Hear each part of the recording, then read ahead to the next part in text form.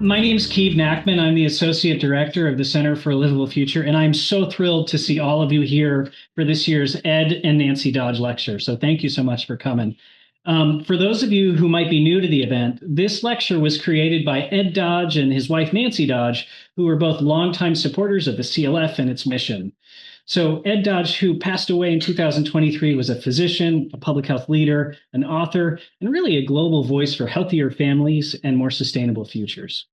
What he cared about the most, and what this lecture really celebrates every year, is the way population, environment, nutrition, and health are all deeply connected.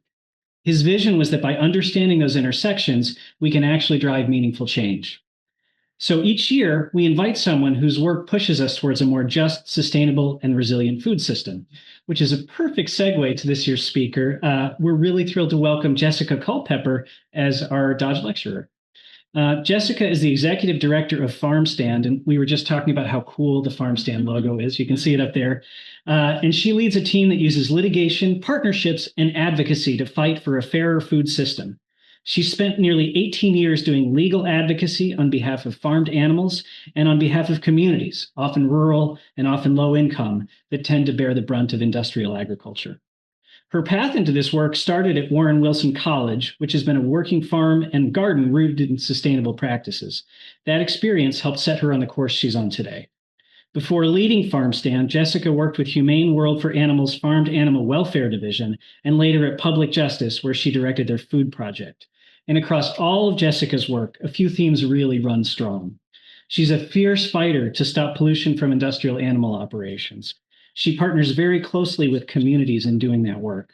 She uses the law to call out the power imbalances that shape industrial agribusiness, and she helps drive federal and state policy reforms centered on fairness, transparency, and protecting the public and environmental health.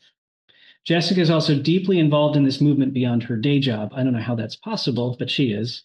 She currently serves as the chair of the Socially Responsible Agriculture Project, and she's on the boards of the Warren Wilson College and Friends of the Earth. So we're really thrilled to have Jessica here with us today and excited to learn from her experience and perspective. So if you would, please join me in welcoming Jessica for the 2025 Dodge Lecture.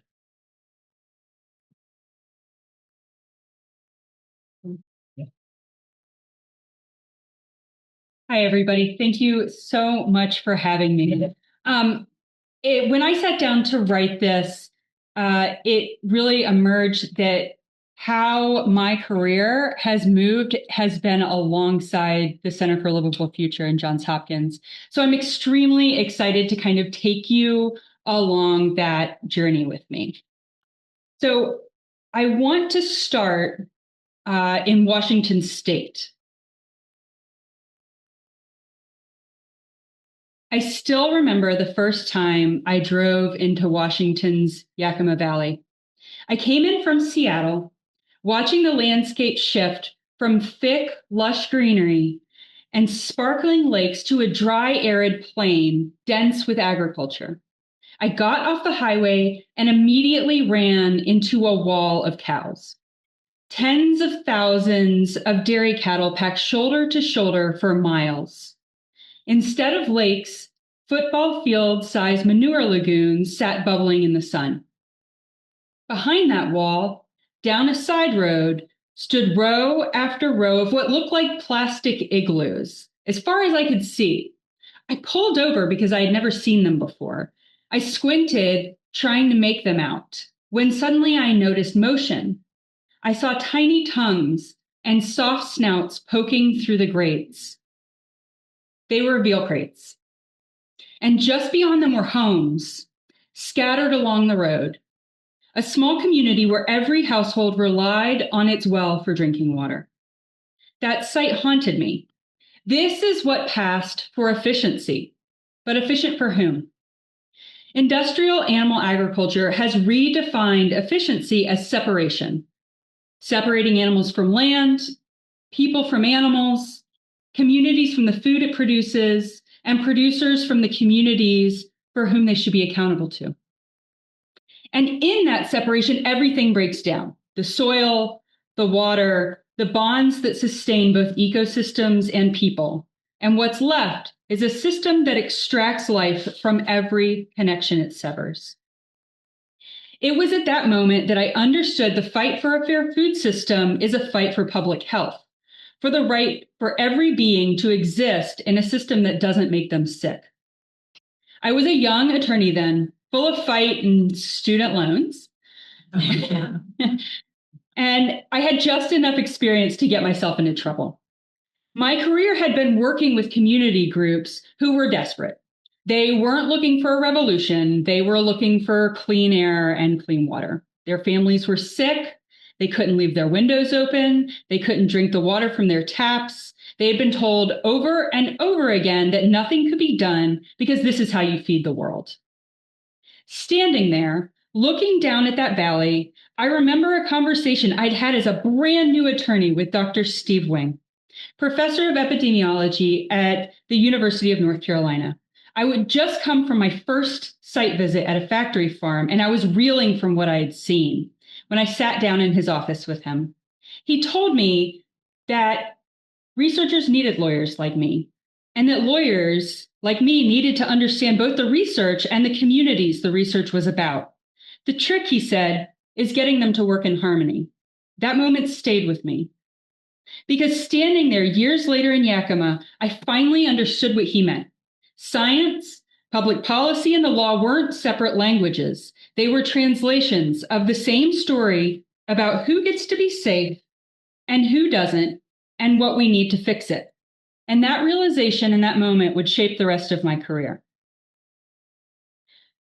So the community's fight in Yakima became my first experience of law and public health, truly joining forces against industrial agriculture. I was working for a private firm headed by a longtime community ally named Charlie Tebbett. Together, we represented a small group of neighbors called the Community Association for Restoration of the Environment, or CARE, along with Center for Food Safety. For years, CARE had been sounding the alarm about what was happening to their valley. The air stank, fine brown dust coated the orchards and their windowsills. Children were coughing. Families were buying bottled water they could barely afford. They pushed regulators, company owners, elected representatives, and no one listened. But Dr. Lawrence and his colleagues here at the Center for Livable Future knew those costs were measurable in lungs, in wells, and in lives. Long before we ever filed suit, CLF scientists had been working with one of the local farmers, a cherry grower named Helen Redout. She's in that top corner there wearing the hat. Named Helen Redout, whose family orchard had been blanketed in dry manure and from the mega dairies next door. Dr. Lawrence and a team of researchers went to Yakima. They documented what residents already knew in their bodies, that the closer you lived to the dairies, the higher the rates of asthma, and that the dust inside homes weren't safe. They carried traces of animal dander, bacteria, and dried waste. It was damning evidence, but even then, few outside the valley were listening. By 2012, we filed our lawsuit. The groundwater crisis had made denial impossible.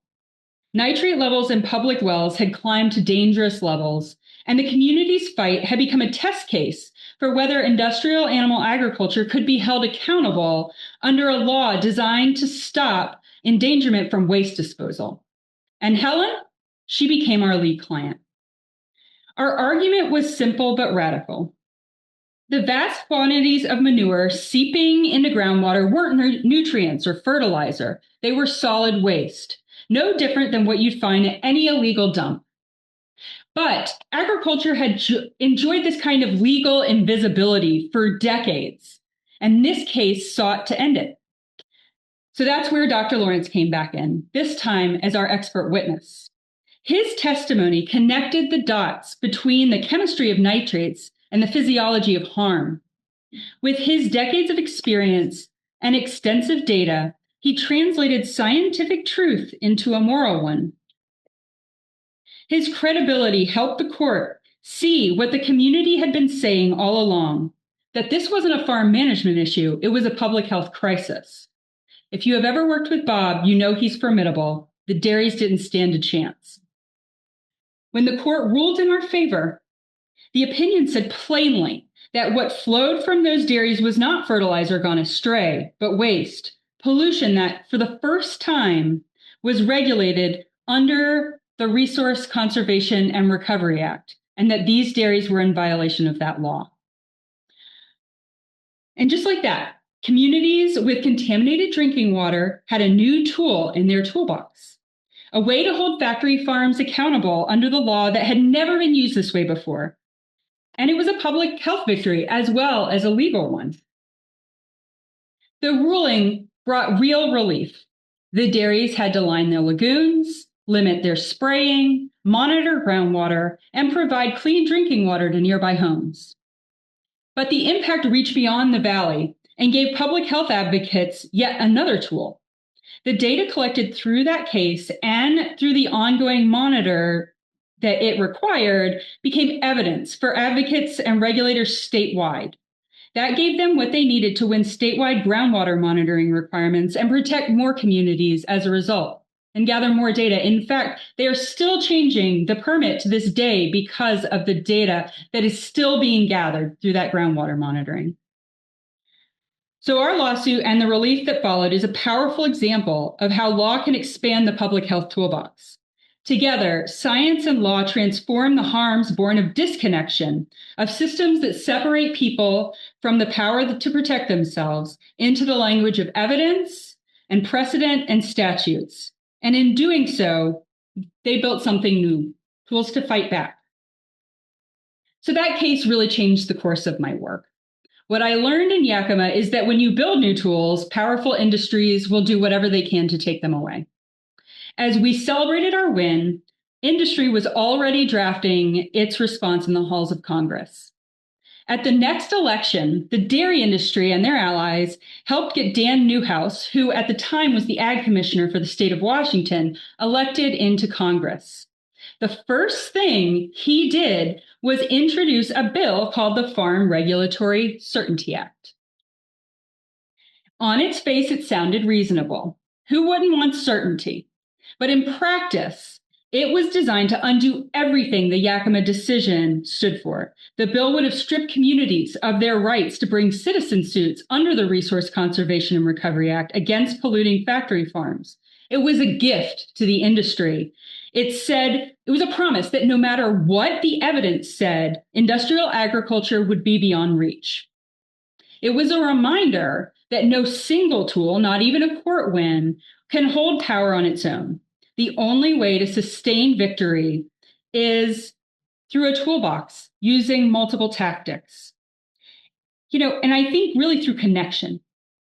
I think that between law and science, between research and communities, between communities and organizers, that is what sustains those kinds of victories. And once again, law and public health found themselves on the same side of a barricade. We had won the battle in the courtroom. Now the fight had moved to Capitol Hill. And that is where Center for Livable Futures, Bob Martin, came in. I had been working closely for years with Bob, who is not here today. And I kept trying to find some way to make jokes at his expense, but he's too wonderful. So I'm just going to be nice to him. So at the time, he led the food system policy program here at CLF. And he really understood the playbook, right? How industry wields its power and influence not only in the courts, but in Congress and state legislatures. Bob is one of those rare people who can move seamlessly from Capitol Hill to a conference to a kitchen table.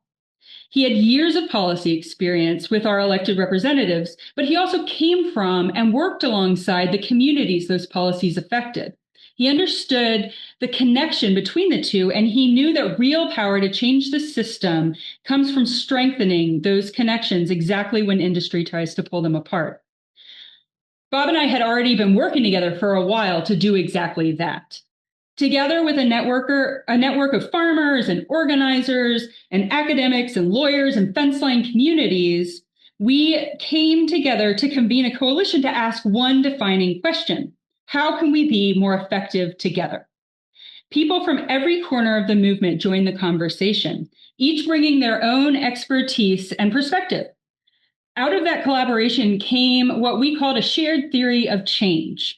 We saw that lasting reform requires every tool in the toolbox: base building to create community power, structural form to transform that power into policies and accountability, storytelling to shift public understanding and will. And for those tools to work together, something deeper had to exist: trust, evidence, and partnership with the people most impacted by this industry. That theory became the foundation of how I approached work and all of my work, and eventually how we built FarmSTAND. But back to the Farm Regulatory Certainty Act. When I became aware of that bill, I panicked. I was really behind the ball. This is just not something I had a lot of experience with. And at the time, the bill had dozens of co-sponsors, both Democrats and Republicans. And I wasn't sure how I was going to dig out of that. And so I wrote that coalition. By this point, it had a listserv, like many of us do. And Bob responded. And he said, listen, you really got to find an organization that has a big presence on the Hill and partner with them. And so I did that. And that started a campaign that I had to bill my time because it was considered lobbying. And I billed 2,700 hours, like a lot of hours, educating congressional representatives about what that bill really stood for and what it really meant. Unfortunately, it still received a hearing. And testifying at that hearing, by the way, was one of the most terrifying moments of my life. I actually thought that people might be able to hear my heart beating. I was so scared. But that is when Bob Martin did what Bob Martin does best. He pulled people together. CLF researchers, including Kiev, wrote a powerful letter that shared data on the dangers of leaving water contamination unchecked. Communities that spent years doing community science alongside CLF submitted testimonials about what they faced and how little was being done and how much they needed this tool. Under Bob's quiet encouragement, the public health case for why this mattered came through loud and clear. And it worked. The bill died quietly in committee. That episode taught me something fundamental. Every time we win in one arena, we have to be ready to fight back in another. But the tools that work in court don't always work in the halls of Congress. The evidence that connects manure to groundwater contamination or ammonia to respiratory illness doesn't just live in reports attached to briefs or in academic journals. It lives in the stories of families who can't drink their water or breathe their air. And when those stories are told, power listens.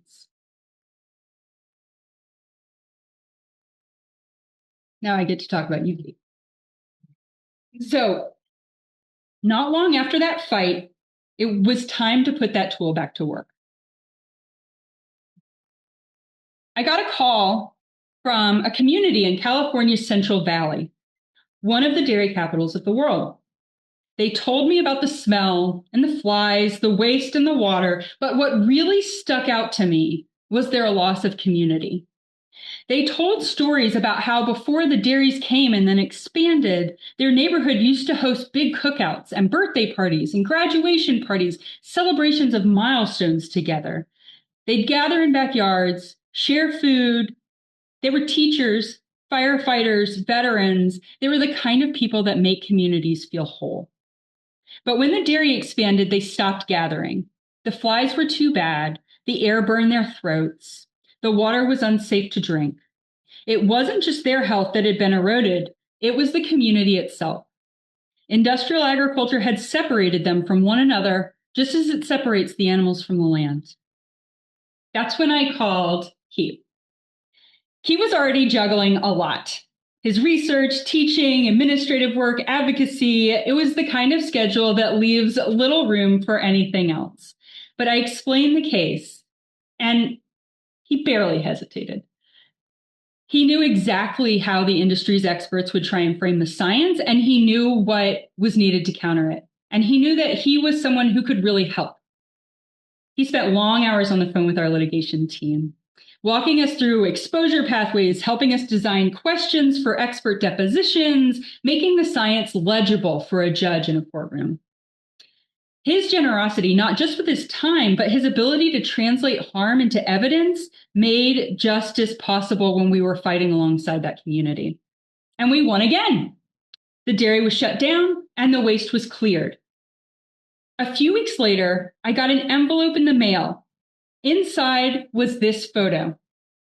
This is the group of neighbors we represented, standing in a backyard, smiling, gathered around food. They were having their first cookout in years. That photo is still on my desk as a reminder that this work is about building connections in a system designed to keep us apart. In fact, I had to take a picture of it this morning because I wanted to share it with you.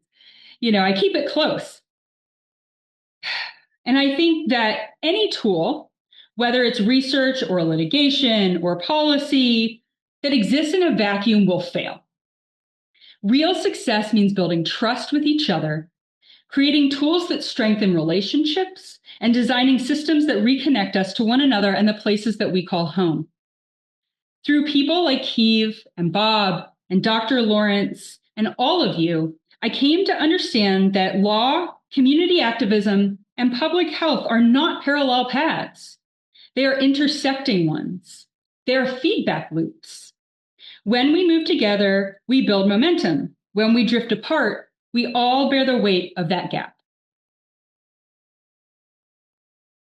That understanding carried me in to the next phase of my work and ultimately into the creation of FarmSTAND, where we try every day to make those connections stronger and build tools for public health.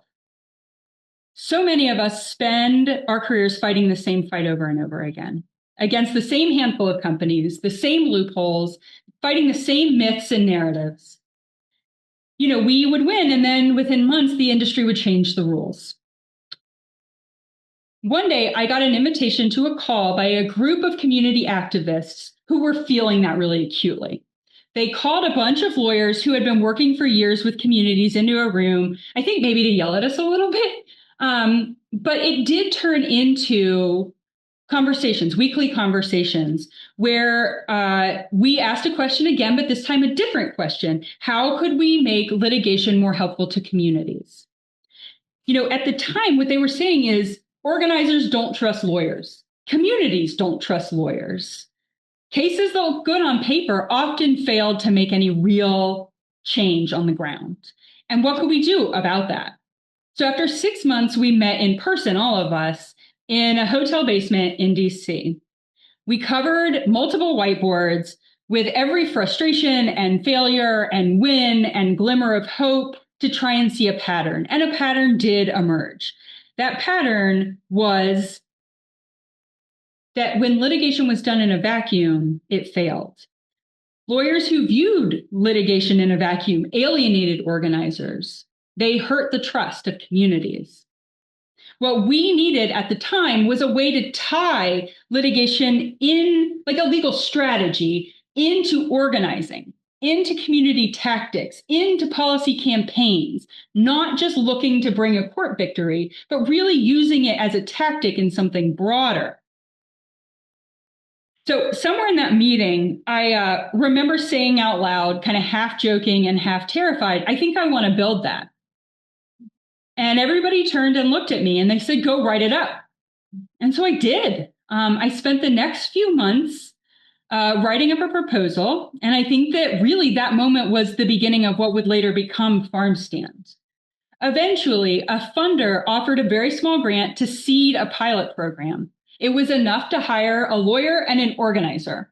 And with that, I hired my litigator, David Maraskin, and my organizer, Amisha Sampat, who are now my management team at FarmSTAND.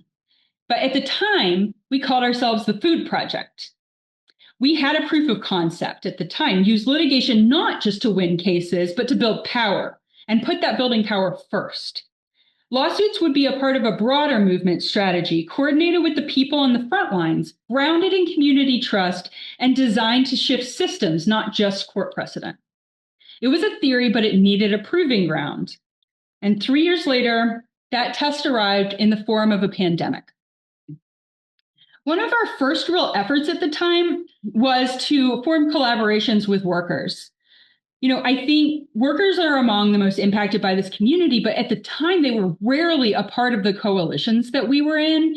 And we found that they just had not built any trust with the movement areas that we were currently in.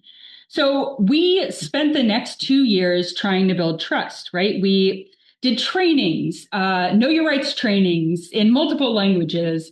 We did media trainings. We did partnerships where we helped build websites. Like really, whatever they needed, we just tried to do it. We printed out flyers to mail them to hand out about rights. Like we just tried to be there. And I think the lawsuits weren't coming, but the trust was.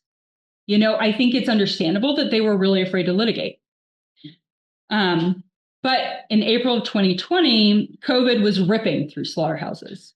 Workers were dying, their families were dying, and yet the lines kept running while the executives stayed home. And I think that that's really what pushed them to feel ready to litigate.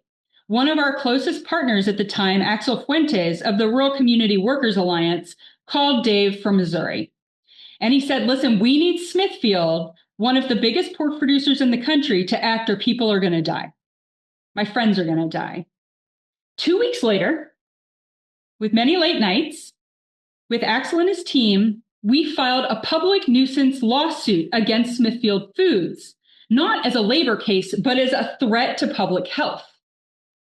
What we argued was that COVID and allowing the lines to operate without any protective gear was creating a public nuisance by spreading the disease.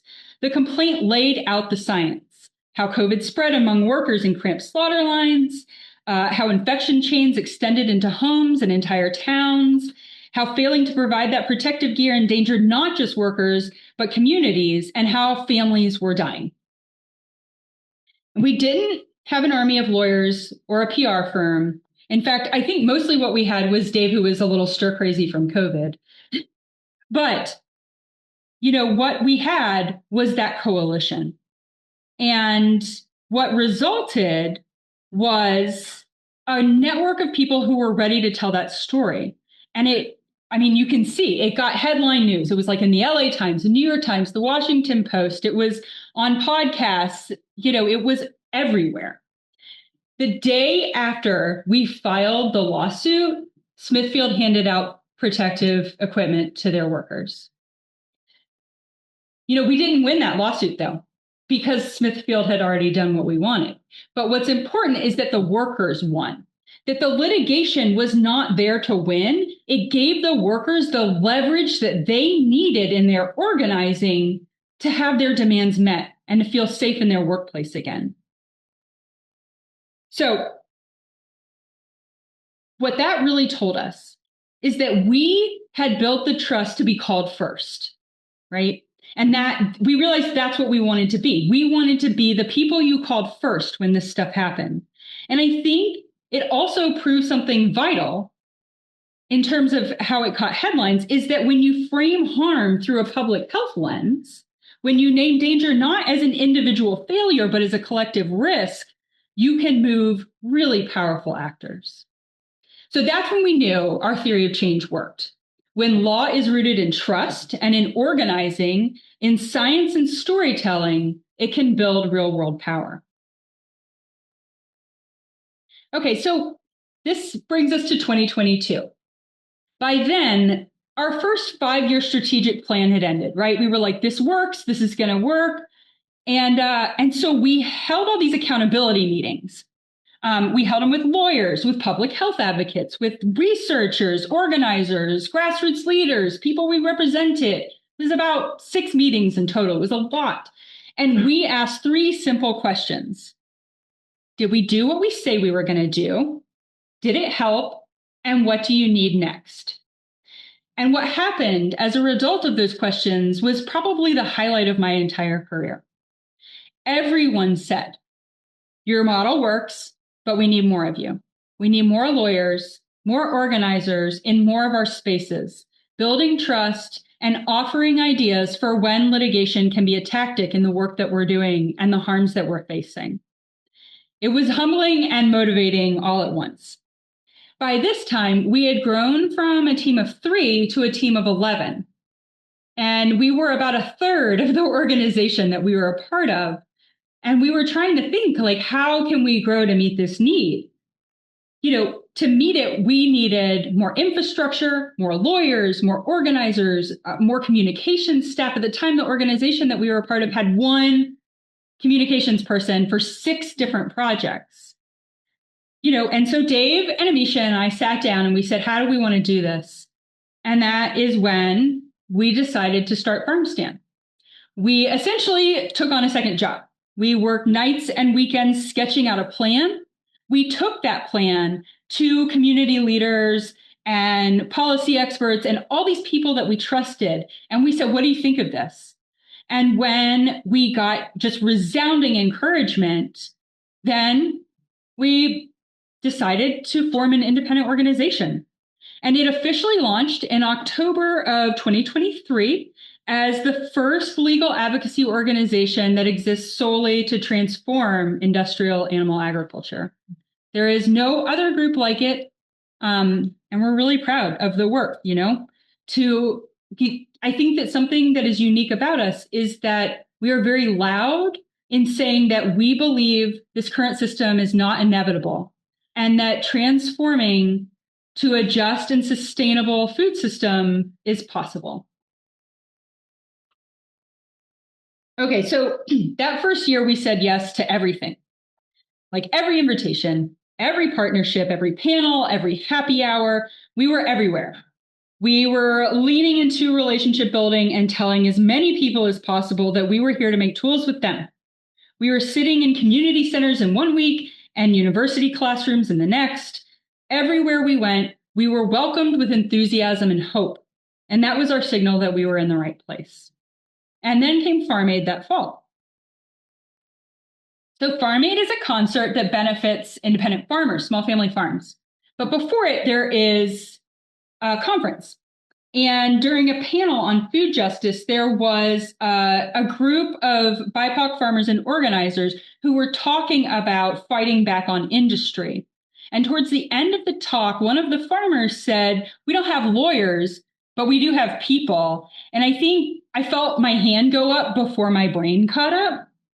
And I said, hi, I'm Jessica Culpepper. I'm the Executive Director of FarmSTAND, and we are your lawyers. We were 2 days old at the time. But everybody was laughing and clapping and high-fiving and hugging. It was this way that we knew that the thing that we were doing was right. So that promise is what carries us still. That we will stay rooted in the people driving change on the ground, that our victories belong to the communities that risk the most to win them. And this has been our experience with the people in this room as well. You are our movement's experts. You use your skills to bring people together, to bring animals back to the land, and bring healthy policies back into Congress. Your science is done in deep partnership with communities. You build trust. And that's why I want you to understand that this is a promise that we make to each other. In the 2 short years since that day, we have worked very hard to live up to that promise. Our work remains deeply committed to building tools for public health researchers and advocates, and to using the data, and the testimony, and the courage of those on the front lines designed to drive change. So I'm just going to give you a couple examples of cases that are on our docket.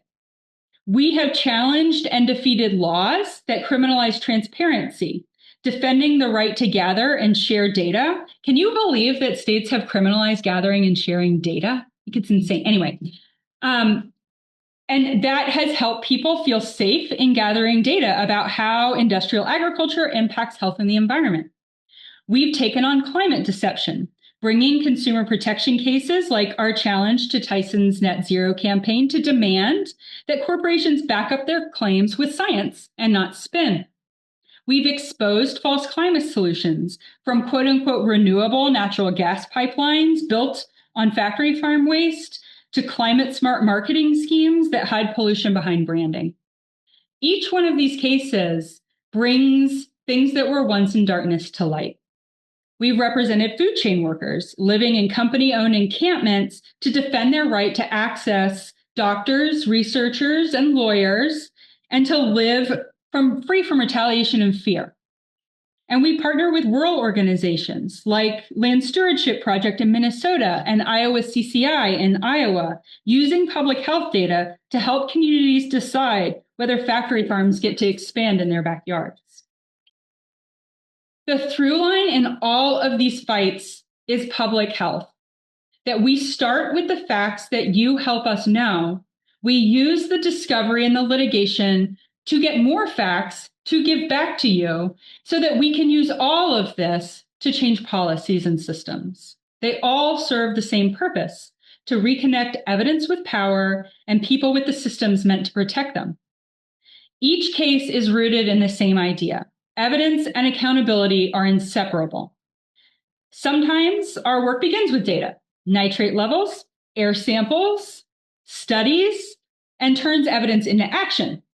Other times it begins with the absence of data, when corporations hide it, or when laws are written to keep it from being collected.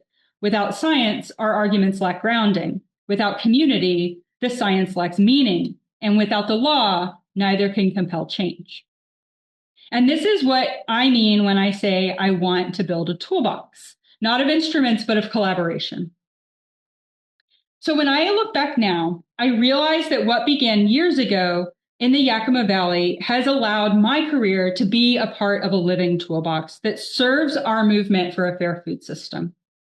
Law is one tool, science is another, organizing, storytelling, public health research, each has its own weight and rhythm. But when they work together, the sound they make is powerful enough to move systems that once seemed immovable, because this current system is not inevitable and we can change it. Public health is what allows us to see the invisible, to turn a set of isolated data points into a pattern of cause and consequence. Law gives that pattern weight. It says, now that you know this, you must act. And that is the power of our collaboration, not as a theory, but in practice, alongside communities. Every case, every study, every act of courage adds another tool to the toolbox. And the most remarkable thing about this place that I'm standing in right now, Johns Hopkins, and especially the Center for a Livable Future, is that you have already been building that toolbox for decades. Your work has given advocates like me the evidence to fight. I hope what you take from this is that just as your research has been a tool for us, we can be a tool for you. When you uncover harm, we can help it turn into accountability. When you build evidence, we can help make it law. When we litigate, we can surface new data and stories to strengthen your work. The possibilities between our fields are limitless if we keep reaching to that toolbox together. I often think about Wendell Berry, how he said the earth is what we all have in common, highlighting our shared responsibility to protect our shared planet. Giving this lecture in the same series where he once spoke is humbling. I didn't know as an 18-year-old reading Remembering that it would one day lead me into courtrooms and communities around the country, and that would then lead me into this room. Turns out Wendell Berry is what we all have in common. But I think the power of law in the public health toolbox flows directly from those words. We share a mission. And while it may seem we speak different languages, it's actually the translation that we share. It reminds me that law, like science, is not a static code. It's a living language we are writing together, case by case, study by study, to describe what we believe is worth protecting. Public health scholars and scientists connect observations into patterns that make harms visible.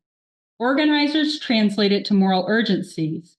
Lawyers translate it into arguments that stand up to court. Storytellers translate it into stories that move the public will. Together, we turn lived experience into evidence, and evidence into action, and action into systems change. When I stood in the Yakima Valley all those years ago, staring at that wall of cows and the rows of veal crates, I didn't understand then that I was standing at the intersection of those translations. But in writing this, I do now. And what gives me hope is that over my career, I still get to stand at that intersection with you all. And what keeps me going is that I never feel alone. Every person in this room is part of a tradition that knows how to show up and build power and turn knowledge into change. That's what makes the future we're fighting for possible. To everyone here at Johns Hopkins, at Center for a Livable Future and across this field, thank you for the work you do, the truth you defend, and the communities you serve. This path is long, but we walk it together. And because of that, the world is already healthier and more connected than it was before. Thank you.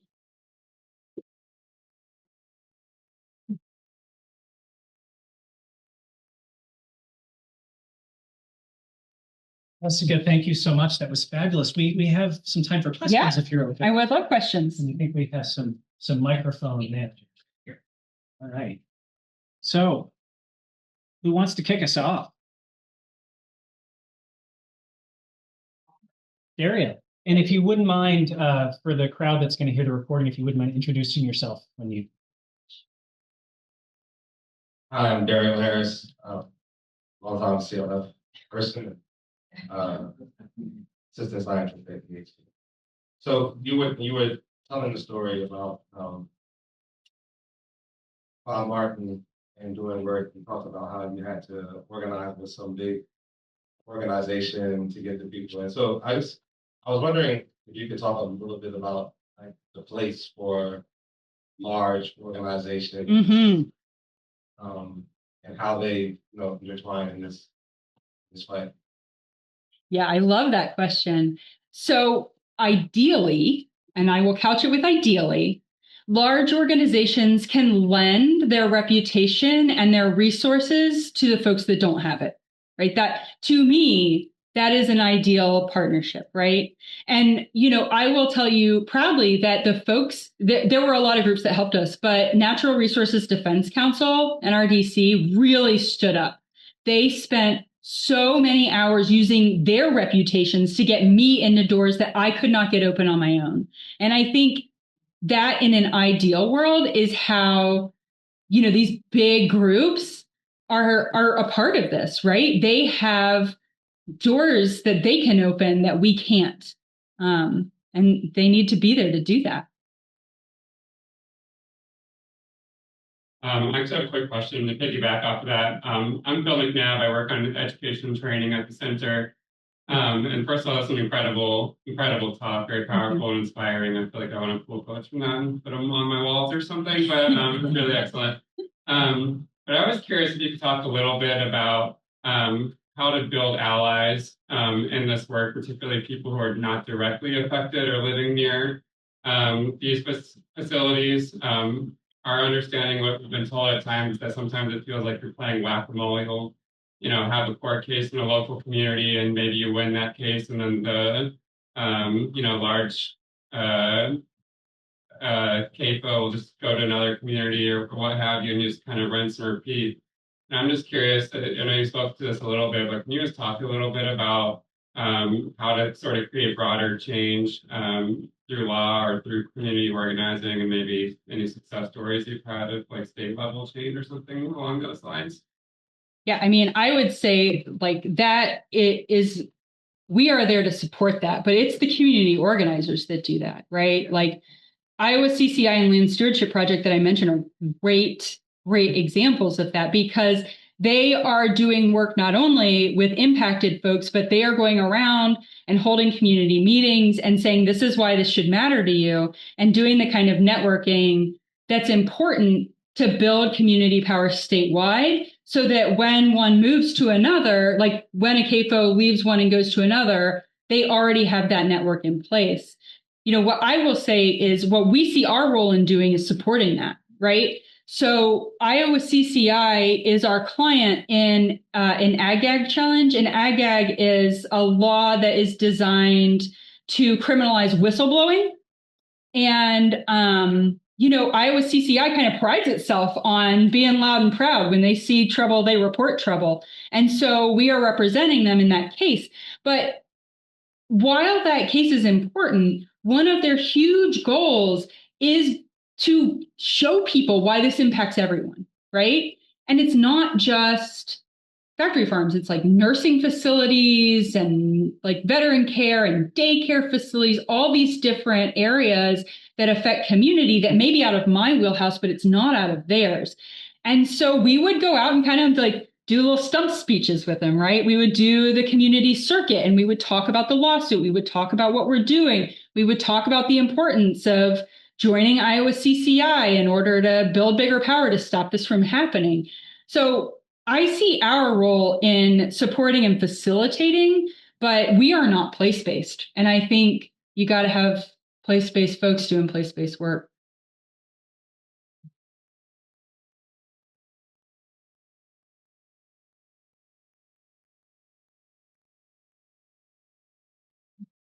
So I'm Ann Palmer. I'm the Director of Practice at the Center for Global Future. And my question is, if you were going to build a network of people around the country that are doing both the place-based work and the work that you all do, which is national, is that possible or feasible, Jessica? And if there's one out there, or, could you talk about that and how that has sort of evolved or is evolving? I'd be really curious to see. Yeah, I think there's a couple out there. One is the Animal Agriculture Reform Collaborative. They keep their membership private, but they as an entity are public. And I think they're a great example of place-based and national groups coming together. Heal Food Alliance, that's another great one. They have a lot of BIPOC farmers and worker groups together with more national advocacy groups. Yeah, I think there are topical ones, right? Like heat exhaustion, things like that. So I don't think that there necessarily needs to be an invention of one. One thing that we were talking about at our lunch was, the kind of desire to have more conversation between researchers and lawyers. And I could see like a space that might just be that, right? So that you can really hone in and share. But just in terms of thinking about national and grassroots, I think there's some really great collaboratives out there that are working hard to build trust and share strategy. Well, and the last thing I'll say is we spend a lot of time in those coalitions because it is a really good way to build those relationships and, let them see who you are and build trust and, allow yourself to become the person that they want to call. Yeah. Hi. I want to echo what everyone else said. I'm Sean McKenzie. I do odd jobs at the CLF. So the director at different times. So my question is sort of big picture. It seems like in the past 10 years that litigation has been one of the most effective avenues for change in terms of addressing CAPO issues. Can you tell us a little bit about what you see in terms of where are we on the spectrum, or how close are we to meeting the capacity or having the capacity to meet demand for those litigation efforts? Not. I mean, we turn down as many cases as we can take, right? Part of our hope and efforts are that we try and bring a private plaintiff side attorney onto all of our cases because we want them not only to experience and learn about this work, but also to see how we do it. We call it the not being a jerk model. But I think that there is not only a real need for the kinds of cases that we bring, which are either more impact or more like a part of a campaign. But there's also just all these like hyper local fights, which can feel like whack-a-mole, but are still really needed. And that is a tough one. I think it's a really tough one to build resources for that, but we're trying. Yeah. But yes, I think we are far. It's really funny because my team, they're like wonderful people, but they'll be like, we're so overwhelmed. We can't bring any more cases. We have to say no going forward. And I'll be like, okay, I'll go out and I'll raise money and we'll hire another lawyer. And they'll be like, we're never going to have enough work for them. And 2 weeks later, they're like, we're totally full. We can't bring any more cases. So I think that, if we have the resources, we've got the work for it, for sure. Yeah. So I'm going to jump ahead of Daphne. I'm Keith Nackman again. Jessica, I feel like if I were in the shoes of a student, I'd be totally inspired by what you had to talk about today. And I feel like because we have so many of our outstanding CLF Learner Fellows here today. I was wondering if you have any advice for students who are getting ready to enter the real world with their training and their expertise. What might they pay attention to now or try and train in now if they're interested in being a part of legal challenges or litigation in their future careers? Oh man, if you're interested in being a part of legal challenges, please reach out to me. We need you so bad. There is this great group that I'm on the advisory board for called the Center for Applied Environmental Sciences. And its whole deal is lining up experts with impacted communities that are facing like petrochemical plant expansions, CAFO expansions, things like that. But like the more general advice kind of came out in my lunch with some of y'all today. And it was, don't be afraid of the fire. Don't be afraid of the heat. Litigation can feel really scary to you. Doing scientific research feels really scary to me. One of you was talking about like your doctoral, and I was like panicking listening to the amount of work, right? So I think I am not scared, and let me be not scared for you, because I think when we're working together, we can do a lot. And I think there are so many cases that could be brought if we had more experts. But I mean, it's not only a matter of like, it's scary, but it's also a huge capacity suck. So it's not, I just want to honor like how much time and effort it takes. So we need lots of you so that you're not spread too thin. But reach out. My God, everybody wants to talk to you. Hopefully you don't regret that.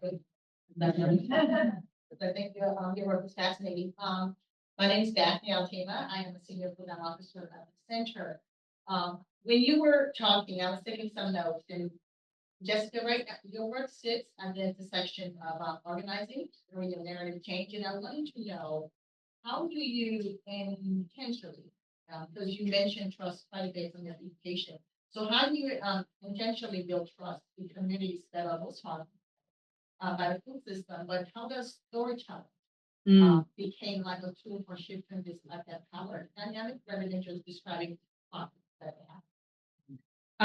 I love that you asked me, and my communications director loves that you asked me. So first, the trust. I think it is deceptively simple, but shockingly rare. I think that building trust just means doing what you say you're going to do. Like, I can't tell you how often I see that not happen. Somebody, I think, like somebody classic, Brene Brown or something like that, once talked about building trust as putting marbles in a jar. And that it's just these small things, like between friends, they tell a secret and you don't tell their secret. That's a marble in a jar, right?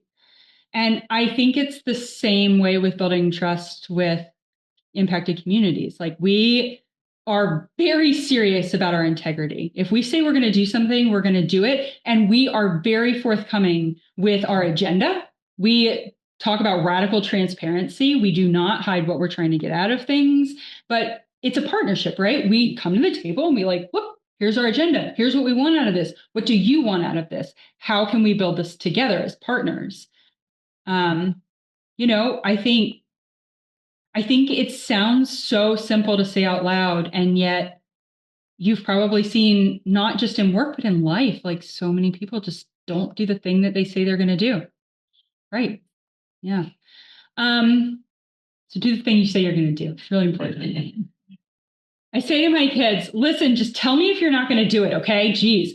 In terms of storytelling, I think narrative shift is just as important as everything else we do. I mentioned that like feed the world thing when I was talking about what the communities hear. Like, I hate those kinds of stories. These stories that make it feel inevitable. They create a reality where this system has to be the solution, but you don't have to accept that reality. And for us, the way around that is to be deeply rooted in our values. So FarmSTAND has a set of organizational values, and ARC has a set of values. And I have them both printed out. And before I give a media talk, like I'm questioned, I read them. because reading those values reminds you of what reality is, right? We are connected. Like, this is not a zero-sum game. This system is not inevitable. We are responsible for each other and our planet. We have that responsibility, right? And like having these values and rooting yourself in those makes those dominant narratives that we hear sound absurd. But it's the air we breathe, right? I mean, that's why they're called the dominant narratives. But for me, I think the storytelling and the narrative shift is not just telling the story of folks, although that is critical, but telling it in a way that is rooted in values. And I'm going to tell you one that's really like silly. It's not a community story, but it made me so happy because like we like won that little narrative shift thing. And that was that we were representing these farmers in Indiana, and they were fighting over the Indiana right to farm law. And so industry was on the other side, of course, and they kept saying they're anti-farmer, they're anti-farmer. And we kept having the farmers be like, hi, I'm a farmer. And then they shifted it to saying anti-CAFO. And we were like, oh yeah, that one's fine, that's cool. Or we won our challenge to the ag law in North Carolina. And like everybody involved in the case, it was an 8-year-long case. 8 years, right? It was a huge attorney's fees. It was like $800,000. Unfortunately, it did not go to us. I wish it did. But industry was like, look, that's what these lawyers are coming in for. And we went and talked to the reporter, and the news story that came out was defending these ag laws is an enormous waste of taxpayer funds. Look at how much taxpayer funds had to go to this had they not just defended an unconstitutional law, right? I was like, for like months, I was thrilled about that. And it was about attorney's fees, right? But because we were really rooting our messaging and our values, like the reporter was like, yeah, that's dumb. Why would they think that? So much. Hey, Jessica, Chris Heaney. Hey, Chris. Lovely talk. Really enjoyed it. You look back. Could you spend a little bit more time mapping out the areas where you're going to pursue strategically moving forward, and maybe where those lines of science could plug in those areas? Yeah. Yeah, so much of my work has been environmental, and like, when you're trained in something, everything looks like a nail, right? But I really think that there is a very interesting and cool role for consumer deception cases. And I think that we can use them to get a lot of data, but we like need a little bit of data to get them there. And so what are you going to get out of them? Maybe something cool, right? Like the Tyson can't call their food net zero anymore. That's cool. But I think what's more interesting is that by bringing that lawsuit, we uncovered that they have no plan. They have no data. There's nothing there. And I think that like that's the important thing. If there had been something, that would have been very interesting too, and we would want you all to know about it. But there's like a threshold to bringing those cases that requires some evidence, right? Like we needed to be able to say, like, here's baseline, what they would have to show to say that they were net zero. Luckily that exists, in part because of work y'all have done. So that's one that I'm really interested in because, you saw with industry, like petroleum industries like Exxon and Chevron, like what did they know and when did they know it? And it took litigation to uncover that, and I want to know that about Tyson. What did they know and when did they know it? What about JBS? So, that's one to where I think there's some really cool stuff that we can bring if we have the data to show it's not sustainable or it's not natural or whatever malarkey they're out there saying about, literally with Hormel, it was their spam products, So I think my research paralegal at the time made a joke and it said sham instead of spam. And I just thought he walked on water for that. I have it on my water bottle. I love it. But I think sometimes the court outcomes can be great, but really, I think the data that could come out of that is quite interesting, and I really want to explore it more. There's other things too. I'm happy to talk about that. We have time for one more. Allie, do you want to? Oh, sure. For the first one. Hi, I'm Allie. I'm a Hi, program officer here. So you mentioned a little bit about what the organizers at FarmSTAND do in terms of working with workers, like on Know Your Rights trainings. I'm curious to hear a little bit more about the organizing side of FarmSTAND and how that plays into litigation. Like, are folks continuing to organize with the impacted communities or workers, like after the cases, or other like moments where communities are kind of brought together by some of the organizing? Yeah. So yes, and yes, and when the litigation is over, we do inherently pull back a little, but we make sure that our relationships are held. Our organizers are there to hold relationships. So Bree, like one of our fantastic organizers, is supporting a group of state-based groups, Land Stewardship Project, Dakota Rural Action, Dakota Resources Council, because they're being inundated with these huge mega dairies where they've never had them before. And her work is being a support role. Like, what can I do to help you? Right. At first they were like, go do the person-to-person organizing, but we were like, no, it's important. Like, don't you want to hold those relationships? It's more important for you to hold those. So our relationships are with the organizations, and then we are giving capacity to them so that they are able to spend more time out in the field building relationships with their communities. But yes, all those groups are working together on this because they're all being inundated by the same industry. And so Bree is also then bringing our lawyers in to like keep an eye out, right? When does the litigation happen? Should it happen? Can it help? At what point? But even if it doesn't lead to litigation, she's still going to do that work because it's important. It's building power. I think the answer to your question on other things is it depends. It depends on the needs. We don't try to be place-based, but we do try to keep relationships. So we don't want to lose trust, and we don't want to start from scratch. So if we haven't heard from everyone in a while, we just reach out. How you doing? Everything okay? You need anything? You want to talk? Making sure that they're at the table, right? Like we were invited to a conference in Chicago, and there was a group out there, Warehouse Workers for Justice, that we just hadn't talked to in a couple of years. We were like, hey, you want to come table with us? We'll pay for it. You just come hang out. We just spent the day tabling with them, talking with them, hearing about what was going on. So I think even if we're not doing active organizing, we are just constantly keeping those relationships active. Because we still want to be the ones that they call, and that's what that requires.